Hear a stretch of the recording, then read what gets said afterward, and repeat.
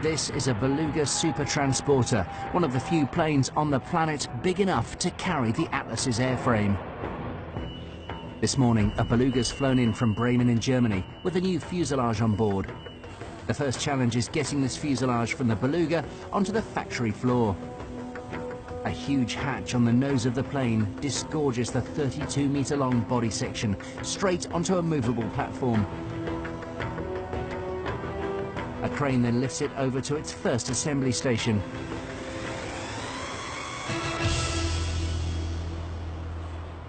Now the challenge is to join it to the French-built nose section. The solution is this automatic drilling and riveting robot. First, it uses lasers to map out the rivet positions.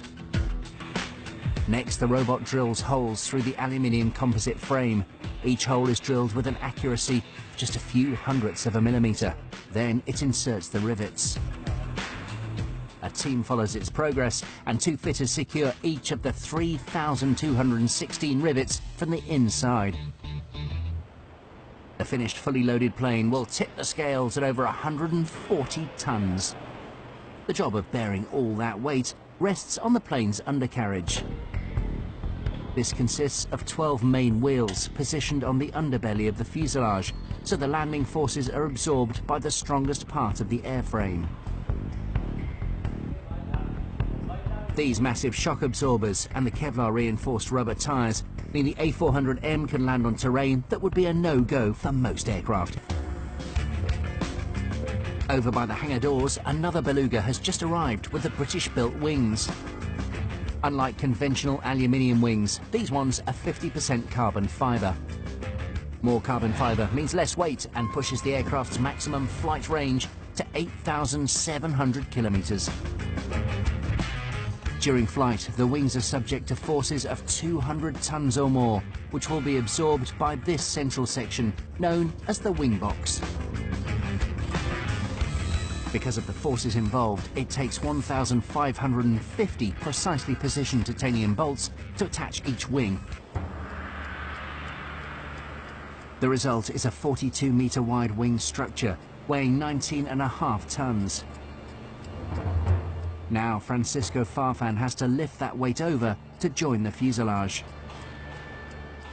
He attaches a suction crane to the carbon fibre surface. Vamos subiendo, ¿vale, Fabi?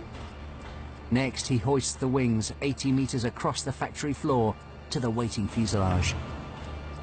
Now his challenge is to lower it perfectly onto key positioners in the fuselage.